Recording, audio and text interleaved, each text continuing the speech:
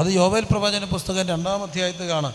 അന്ത്യകാലത്ത് ഞാൻ സകല ജനത്തിനുമേലും എൻ്റെ ആത്മാവിനെ പകരും, നിങ്ങളുടെ പുത്രന്മാരും പുത്രിമാരും പ്രവചിക്കും, നിങ്ങളുടെ യൗവനക്കാർ. അപ്പോൾ യോവേൽ പ്രവാചകൻ്റെ പുസ്തകം പറഞ്ഞുകൊണ്ട് പത്രോസ് പ്രസംഗിക്കുകയാണ്. അതിന് കാരണമുണ്ട്. അന്ന് പുസ്തകങ്ങൾ ഇതുപോലെ അച്ചടി പുസ്തകങ്ങളില്ല. ഉണ്ടോ? ഇല്ല. പക്ഷേ അന്നുണ്ടായിരുന്ന പുസ്തകങ്ങൾ തുകച്ചുരുളുകളൊക്കെയാണ്. എന്നിട്ടും ഈ വചനം ഇങ്ങനെ എഴുന്നേറ്റ് എന്ന് പറയണമെങ്കിൽ പത്രോസിൻ്റെ അകത്ത് ഈ കൂടെ നടന്നപ്പോൾ, വചനത്തിൻ്റെ കൂടെ നടന്നപ്പോൾ, വചനം ജഡാവതാരം ധരിച്ച് കൂടെ നടന്നവൻ്റെ കൂടെ നടന്നപ്പോൾ അവരുടെ അകത്ത് എന്ത് കയറി? വചനം കയറി. അകത്തെന്തോ വേണം? ദൈവവചനം വേണം. ഹല്ലേലൂയ. ആ വചനം പ്രസംഗിച്ചപ്പോഴാണ് 3000 പേർ രക്ഷിക്കപ്പെട്ടത്. ഇന്നും വചനം പ്രസംഗിച്ചാൽ അത്ഭുതങ്ങളുണ്ടാകും. വചനം പ്രസംഗിക്കാൻ ഇഷ്ടപ്പെടുന്നവരെ വചനം പറയണം. ഞാനൊരു വലിയ സാക്ഷ്യം കേട്ടു. ചെറിയ സാക്ഷ്യമാണെങ്കിലും അത് ഞാൻ കേട്ടില്ല. ഞങ്ങളുടെ സഭയിൽ വന്നപ്പോൾ ഞാനന്നില്ല. PG മാത്യു സാറ്, അദ്ദേഹം ചർച്ച് ഓഫ് ഗോഡിൻ്റെ മുൻ അസോസിയേറ്റ് ഓവർസിയർ ആയിരുന്നു. അദ്ദേഹം ഞങ്ങളുടെ നാട്ടുകാരനാണ്. PG Mathews uncle, PG Mathews ദൈവദാസൻ, പ്രായമുള്ളൊരു ദൈവദാസനാണ്. അദ്ദേഹം പരസ്യങ്ങൾ നടന്നൊരു ദൈവദാസനാണ്. അദ്ദേഹം തൻ്റെ ഒരു സാക്ഷ്യം പറഞ്ഞു. അദ്ദേഹം രക്ഷിക്കപ്പെട്ട ഞങ്ങളുടെ ആ നാടിൻ്റെ മലയുടെ മകളിലാണ്. അവിടെ അദ്ദേഹത്തിന് രക്ഷിക്കപ്പെട്ട് കഴിഞ്ഞപ്പോൾ എന്തോ ചെയ്യണമെന്നൊന്നും അറിയത്തില്ല. ഒറ്റ കാര്യം ചെയ്യും.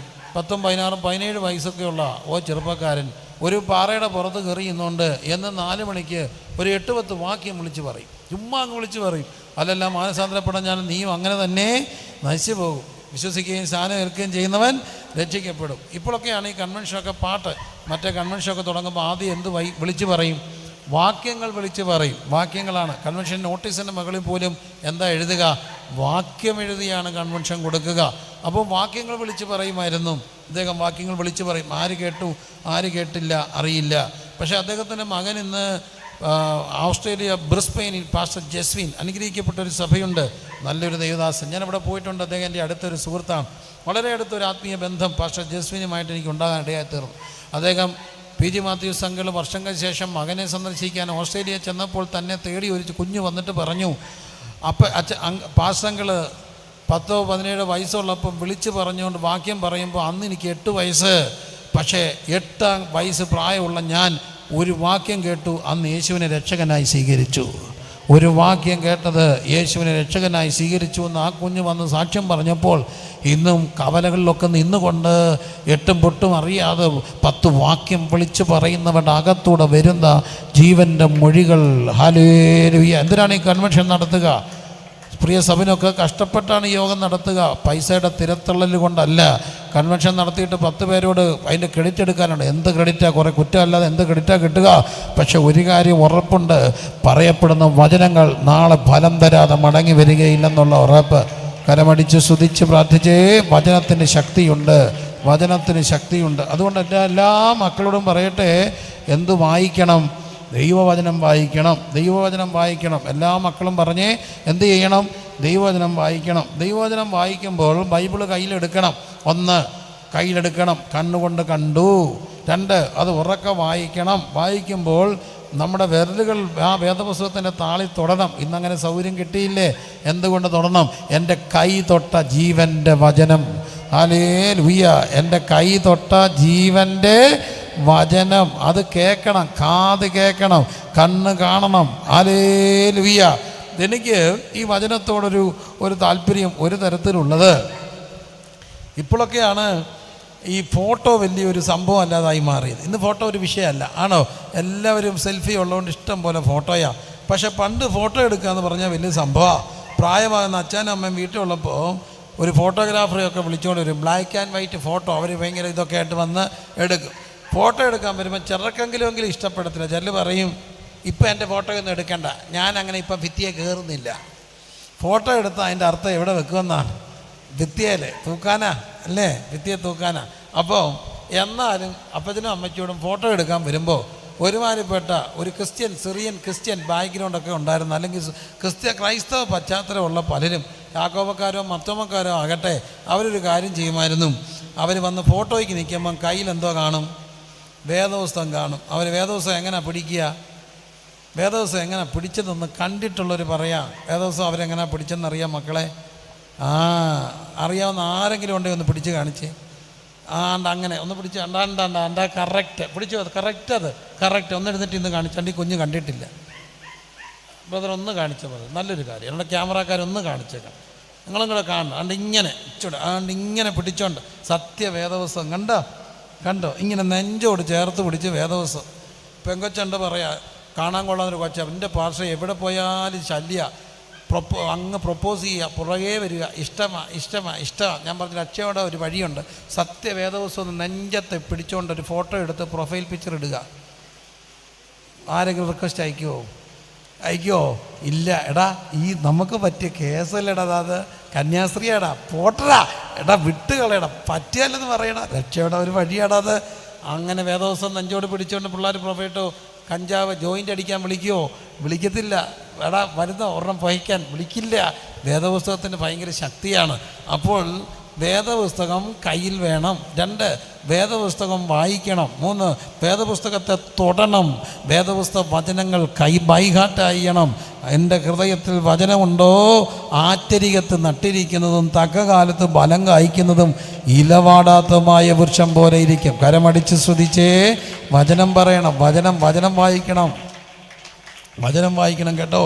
വചനം വായിക്കുകയും ആവോളം വചനങ്ങൾ എന്ത് ചെയ്യുകയും ചെയ്യണം, കാണാതെ പഠിക്കുകയും ചെയ്യണം. പത്രോസിനെ സാധാരണക്കാരാണ്, വലിയ വിദ്യാഭ്യാസമില്ല.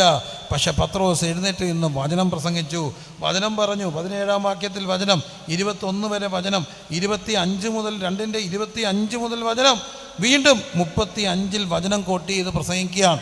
അത് കേട്ടപ്പോൾ 37-ാമത്തെ വാക്യം, ഇത് കേട്ടിട്ട് അവർ ഹൃദയത്തിൽ എന്ത് ചെയ്തു? കുത്തുകൊണ്ടു. ഉറക്കെ പറഞ്ഞേ, അവർ ഹൃദയത്തിൽ എന്ത് ചെയ്തു? കുത്തുകൊണ്ടു. ഹൃദയത്തിൽ. അപ്പോൾ വചനം പ്രസംഗം കേട്ടാൽ എന്തുണ്ടാകും? കുത്തുകൊള്ളണം. വചനപ്രസംഗം മോട്ടിവേഷൻ സ്പീക്കിംഗ് അല്ല. ഞാനും മോട്ടിവേറ്റ് ചെയ്യുന്ന ഒരാളാണ്. എന്നെ സ്കൂളുകളിലൊക്കെ മോട്ടിവേഷൻ പരീക്ഷയുടെ സമയത്ത് സെക്കുലർ സ്കൂളുകളിൽ ഞാൻ പോകാറുണ്ട്, വിളിച്ചിട്ടുണ്ട് എക്സാം എഴുതുന്ന പിള്ളേർക്കൊക്കെ ഉള്ളൊരു മോട്ടിവേഷൻ കൊടുക്കാൻ. അപ്പം നമ്മൾ you can do, you will do, you എന്നൊക്കെ പറഞ്ഞ് എന്തെങ്കിലുമൊക്കെ ഒന്ന് പറഞ്ഞ് മോട്ടിവേറ്റ് ചെയ്യും. പക്ഷേ എനിക്ക് തോന്നുന്നു ദൈവവചന പ്രസംഗം വെറും മോട്ടിവേഷൻ അല്ല. ദൈവവചനം കേട്ടാൽ ഹൃദയത്തിൽ കുത്തുകൊള്ളണം. They were cut to the heart. അവിടെ ഹൃദയത്തിൽ എന്ത് ചെയ്തു? കുത്തുകൊണ്ടപ്പോൾ അവരെന്തോ ചെയ്തു? പാസ്റ്ററെ മാറ്റാൻ കമ്മിറ്റി കൂടി ആണോ? അല്ല. അടുത്ത സഭയിൽ പോയി ആണോ? അല്ല. അവർ ചോദിച്ചു, വാട്ട് ഷാൽ വി ഡു? ഞങ്ങൾ എന്ത് ചെയ്യണമെന്ന് ചോദിച്ചു. എന്ത് ചെയ്യണമെന്ന് ചോദിച്ചപ്പോൾ പത്രോസ് അവരോട് പറയുകയാണ്, നിങ്ങൾ എന്ത് ചെയ്യണം? മാനസാന്തരപ്പെടണം. എല്ലാവരും ഉറക്കെ പറഞ്ഞ് എന്ത് ചെയ്യണം? മാനസാന്തരപ്പെടണം. ഒന്നുകൂടെ പറഞ്ഞേ, മാനസാന്തരപ്പെടണം. കട്ട് ചെയ്ത് they were cut to the heart and they asked, what shall we do? പത്രോസ് പറഞ്ഞു, repent. നിങ്ങൾ എന്ത് ചെയ്യണം? മാനസാന്തരപ്പെടണം. എന്നെ ഇന്ന് രാത്രി കേൾക്കുന്ന പ്രിയമുള്ളവരെ, രക്ഷിക്കപ്പെടണം, മാനസാന്തരപ്പെടണം. എന്തുകൊണ്ട്? മനുഷ്യരെല്ലാം ഇവിടെ പാപത്തിൽ ജനിച്ചവരാണ്.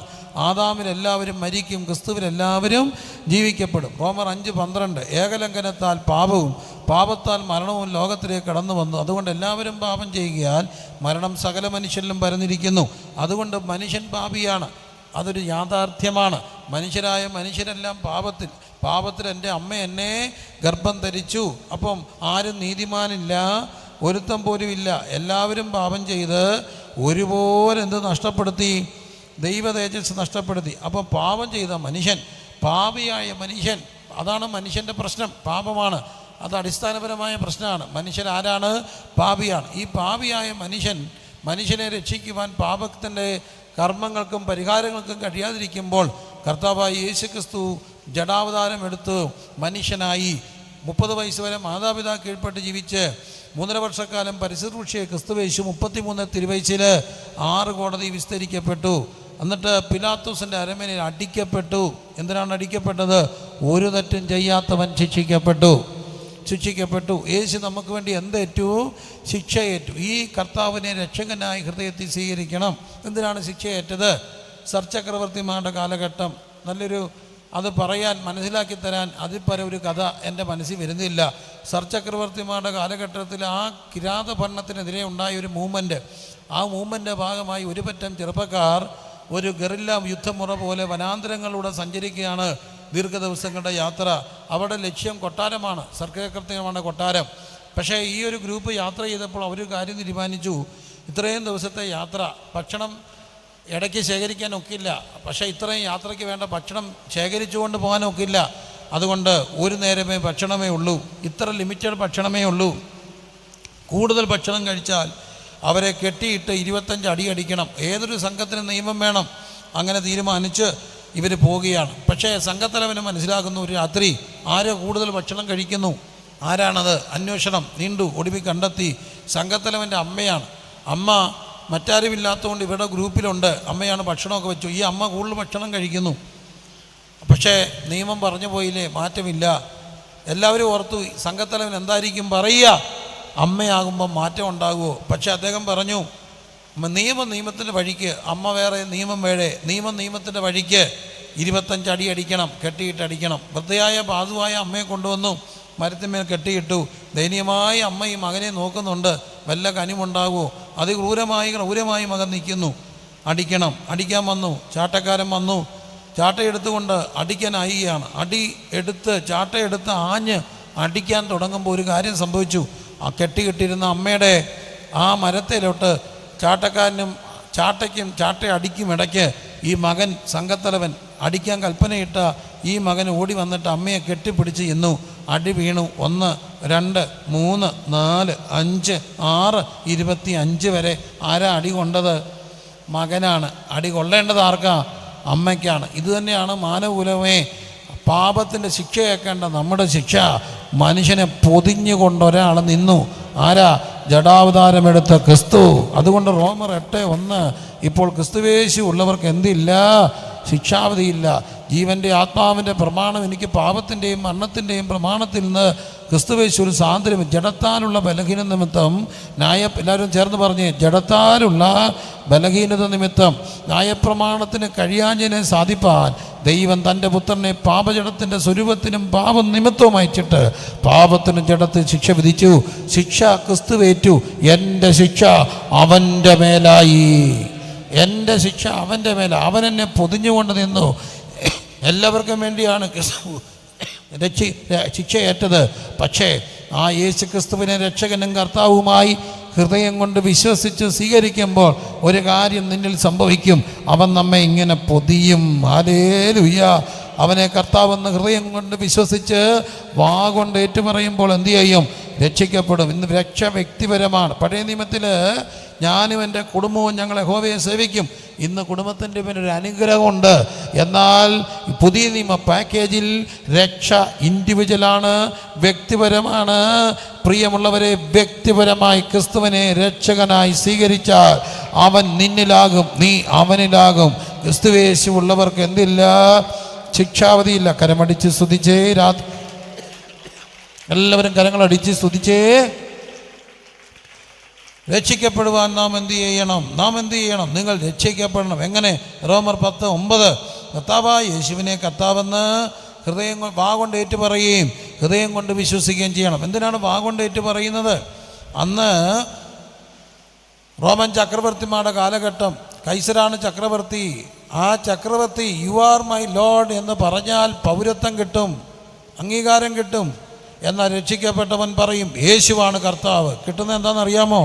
ചർമ്മത്തിൽ പൊതിഞ്ഞ് വെയിലത്ത് കൊണ്ടിടും, സിംഹത്തിൻ്റെ ഗുഹയിൽ എറിഞ്ഞു കളയും, കത്തിച്ച് തീപ്പന്തമായി കത്തിച്ച് വഴിവിളക്കുകളാക്കും.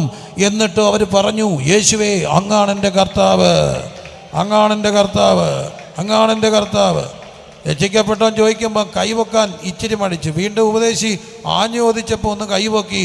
രക്ഷിക്കപ്പെട്ടവരെ കൈവക്കിയവർ എഴുന്നേക്കാൻ പറഞ്ഞപ്പോൾ അതിൽ പലരും ഇരുന്നു. മുമ്പോട്ട് വരാൻ വന്നപ്പം മാന്യന്മാർ പുറമോട്ട് പോയി. അവരല്ല രക്ഷിക്കപ്പെട്ടെന്ന് പറയുന്നത്. യേശുവാണ് എൻ്റെ കർത്താവെന്ന് ഹൃദയം കൊണ്ട് പറഞ്ഞ് വാ കൊണ്ടത് ചങ്കൂറ്റത്തോടെ പറയാൻ കഴിയണം. മക്കളെ, ചങ്കൂറ്റത്തോടെ പറയാൻ കഴിയണം. രക്ഷിക്കപ്പെടണം. ഐ ആം ബോൺ അഗെയിൻ, ഞാൻ രക്ഷിക്കപ്പെട്ടതാണെന്ന് പറയാൻ ചങ്കൂറ്റം വേണം. Hallelujah, hallelujah, hallelujah. ഒരു വലിയ MNC കമ്പനി ജോലി ചെയ്യുന്ന കുറേ സുഹൃത്തുക്കളുമായിട്ടുള്ള സംവാദം എളിയദാസനുമുണ്ട്. സംഭാഷണ മധ്യേ തർക്കമായി. എന്താണ്? മദ്യപാനം തെറ്റോ ശരിയോ എന്നുള്ളതാണ് സംഭാഷണം. അപ്പോൾ ഒരു MNC കമ്പനി ജോലി ചെയ്യുന്നൊരു ചെറുപ്പക്കാരൻ പറഞ്ഞു, ഞങ്ങളെ ഈ ടൂറിനൊക്കെ പോകുമ്പോൾ അവർ റിസോർട്ടിലൊക്കെ കൊണ്ടുപോയി കമ്പനിയുടെ വലിയ മീറ്റിങ്ങുകളൊക്കെ നടക്കുമ്പോൾ മദ്യം വിളമ്പും. അപ്പോൾ മദ്യപിച്ചില്ലെങ്കിൽ നമ്മളൊരുമാതിരി ഔട്ട്വേഡോ ഏതോ കാടനോ ആയിപ്പോവും, ഒരു സിവിലൈസ്ഡ് ആകത്തില്ല. അപ്പോൾ ഞാനെന്ത് ചെയ്യും? ഞങ്ങൾ ചെയ്യുന്നൊരു കാര്യം, ശകലം എടുക്കും, എന്നിട്ട് ഒത്തിരി ഐസിടും, എന്നിട്ട് ഇങ്ങനെ പതുക്കെ സിപ്പൊക്കെ ചെയ്ത് അവരുടെ കൂടെ നടക്കും. അങ്ങനെയൊക്കെ അങ്ങ് നടന്നു പോകും. പക്ഷേ ഞങ്ങളെ മദ്യപാനി എന്ന് വിളിക്കരുത്, പക്ഷേ സോഷ്യൽ ഡ്രിങ്കിങ്ങാ. അപ്പോൾ മറ്റൊരു ചെറുപ്പക്കാരൻ പറഞ്ഞു, നീ അങ്ങനെ പറയാൻ സാധ്യമല്ല സഹോദര, ഞാൻ ഇന്ന കമ്പനിയിലെ ഇന്ന പോസ്റ്റ് ജോലി ചെയ്യുന്ന ആളാ, അത് ഇവനെക്കാട്ടിലും ഫാർ ബെറ്റർ കമ്പനിയാ. പക്ഷേ അവർ മദ്യപിക്കാൻ വന്ന ആദ്യ ദിവസം തന്നെ ഞാൻ പറഞ്ഞു, ഞാൻ മദ്യപിക്കില്ല, I am a born again Christian, ഞാൻ മദ്യപിക്കില്ല, എന്നെ നിർബന്ധിക്കില്ല, don't force me, I am a born again. പകരം എന്ത് ചെയ്തു, ഒരു പെപ്സി എടുത്ത് ഇന്ന് മീറ്റിംഗ് കൂടുമ്പോൾ ആദ്യമേ അവർ പറയും, don't compel him, he is born again, he is born again, reveal your identity, ഞാൻ രക്ഷിക്കപ്പെട്ട വ്യക്തിയാണെന്ന് പറയാമോ? അതൊരു സാക്ഷ്യമാ. ഹല്ലേലൂയ, കരമടിച്ച് സ്തുതിച്ച് വിശ്വാസിയാണെന്ന് പറയണം. എന്താ ലജ്ജ? യേശു ക്രിസ്തു നമുക്ക് വേണ്ടി അടിയേറ്റത് രഹസ്യത്തിലല്ല, പരസ്യമായി. ഹല്ലേലൂയ. ആകാശത്തിൻ്റെ കീഴെ ഭൂമിക്ക് മുകളിൽ മാനവകുലത്തിൻ്റെ പാപം ചുമന്നുകൊണ്ട് ഗബ്ബതാ മുതൽ ഗോൽഗൊൽഥാ വരെ നടന്നും വീണും എഴുന്നേറ്റ് നീന്തിയത് പരസ്യമായ കുരിശും നിജതോളിലെടു ഒരുവൻ ഗിരിമേ കയറി പോകുന്ന കാഴ്ച, കുരിശും നിജതോളിലെടു ഒരുവൻ ഗിരിമേ കയറി പോകുന്ന അവനീശസുതൻ മഹിമോ നദനം, അവനീശ്വരനിൽ ബഹുവന്ദിതനാ, അവനീ വിധവേ സമാനമുഴന്നതു കാൺമീ, പാപികളാ നരർക്കായി കുരിശും നിജതോളിലെടു ഒരുവൻ ഗിരിമേ കയറി പോകുന്ന കാഴ്ച കാൺമീ, അവനീശസുതൻ മഹിമോന്നതനാം, അവനീ ബഹുവന്ദിതനാ, അവനീശസുതൻ,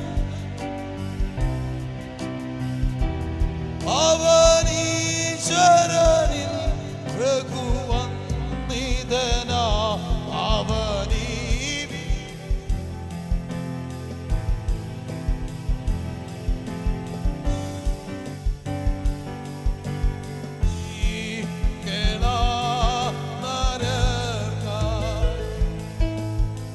പരസ്യമായിട്ട് പിലാത്തോസിന്റെ ഗബ്ബതാ മുതൽ ഗോൽഗൊൽഥാ വരെ വീണും എഴുന്നേറ്റും കുരിശിന്റെ മുകളിൽ എഴുതി വെച്ചു, ഇവനെ യഹൂദന്മാരുടെ രാജാവെന്ന ഭാഷകളിൽ. അവർ അവനെ അടിച്ചു, അവർ അവന്റെ മുഖത്ത് തുപ്പി, അവരവന്റെ പുറത്ത് കുരിശെടുത്ത് വെച്ചു. വീണും എഴുന്നേറ്റും പോയപ്പോൾ പലപ്പോഴും ഭാരമുള്ള കുരിശ് മുതുകത്തിരിക്കുന്നത് കൊണ്ട് വീണപ്പോൾ പുറമോട്ടല്ലായിരിക്കാം, മുമ്പോട്ടായിരിക്കാം. കുരിശുകൾ കൈകൾ കെട്ടപ്പെട്ടിട്ടുണ്ടെങ്കിൽ മുഖമടിക്കുന്നതിന്, കൈ കുത്തുന്നതിന് മുമ്പ് മുഖമടിച്ചിട്ടുണ്ട്. വീണും എഴുന്നേറ്റും പോയപ്പോൾ ഒരു കാര്യം സംഭവിച്ചു കാണാം. മുഖം കണ്ടാൽ ആളറിയാത്തവനെ പോലായി. അവനാരായിരുന്നു? എൻ്റെ പ്രിയൻ 10,000ങ്ങളിൽ ഉന്നതൻ, വെണ്മയും ചുമപ്പുള്ളവൻ.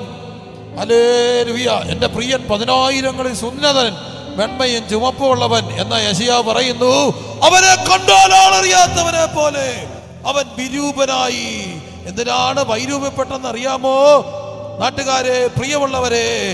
എന്ത് സുന്ദരനായിരുന്നു ആ കൊച്ചൻ, എന്തൊരു സൗന്ദര്യമായിരുന്നു ആ കൊച്ചന്. എന്നാൽ ഇന്നവനെ കണ്ടാൽ അറിയത്തില്ല, അവൻ്റെ കണ്ണു കുഴിഞ്ഞു. നിരന്തരമായ കഞ്ചാവ് അവൻ്റെ കണ്ണ് കുഴിപ്പിച്ചിരിക്കുന്നു, അവൻ്റെ രൂപം മാറിയിരിക്കുന്നു, അവൻ ക്ഷീണിച്ചു വന്നിരിക്കുന്നു. ഇന്ന് അവൻ്റെ കണ്ണുകൾക്ക് തിളക്കമില്ല, ഇന്ന് അവൻ്റെ കണ്ണുകൾ നിരാശപ്പെട്ടിരിക്കുന്നു, അവൻ്റെ കണ്ണുകൾ നിരാശപ്പെട്ടിരിക്കുന്നു, കുഴിഞ്ഞിരിക്കുന്നു. നിരന്തരമായ സ്മോക്കിംഗ് അവൻ്റെ ചിറിയുടെ ആ ചുമപ്പ് കളഞ്ഞ് കറുത്തിരിക്കുന്നു, അവൻ ആകെ വെല്ലിച്ചിരിക്കുന്നു.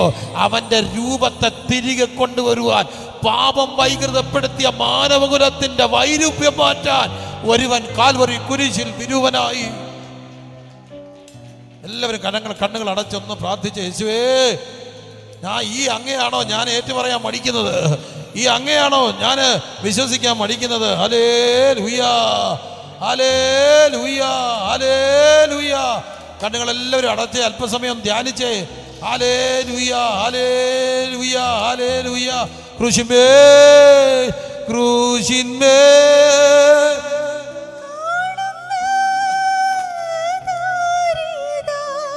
ഓ ക്രൂശിന്മേൽ, ക്രൂശിൻ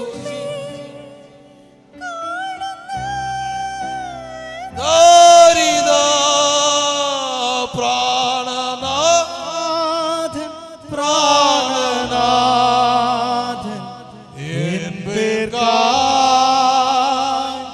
ചാകുന്നു. ഓ പ്രാണനാഥൻ, പ്രാണനാഥൻ എൻ പേർക്കായി ചാകുന്നു. ഇത്രമാം സ്നേഹത്തെ എത്ര നാൾ തള്ളി ഞാൻ, ഇത്രമാം സ്നേഹത്തെ എത്ര നാൾ തള്ളി ഞാൻ, ഈ മഹാ പാപത്തെ യേശുവേ, ദൈവമേ ഓർക്കല്ലേ. കരങ്ങളെ ദൈവസന്നിധിയിലേക്ക് മലർത്തി. ഈ മഹാ പാപത്തെ ദൈവമേ ഓർക്കല്ലേ. ക്രൂശിന്മേൽ, ക്രൂശിന്മേൽ കാണുന്ന ദാരിദ്ര്യം, ക്രൂശിന്മേൽ, ക്രൂശിന്മേൽ കാണുന്ന ദാരിദ്ര്യം, പ്രാണനാഥൻ, പ്രാണനാഥൻ എൻ പേർക്കായി ചാകുന്നു. പാപത്തെ സ്നേഹിപ്പാൻ ഞാനിനി പോകുമോ? ഓ പാപത്തെ സ്നേഹിപ്പാൻ ഞാനിനി പോകുമോ? യേശുവേ, യേശുവേ പൈതലാ ജീവിക്കും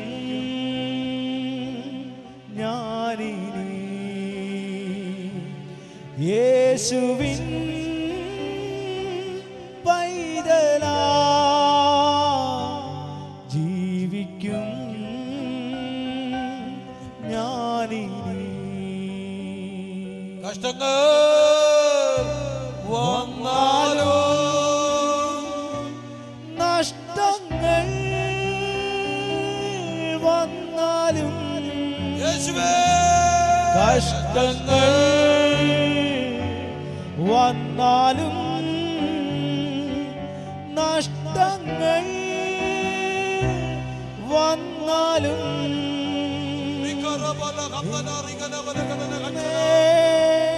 കാണുന്ന